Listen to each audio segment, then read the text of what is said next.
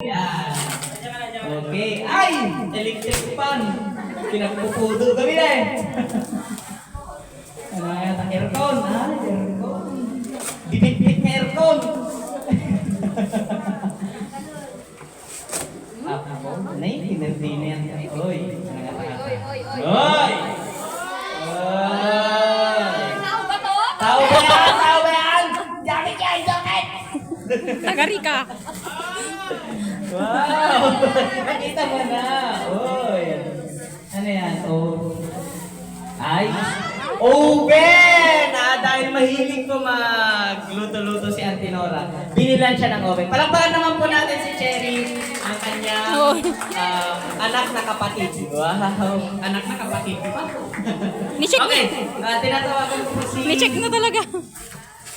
Ay, nagtitas mo tayo.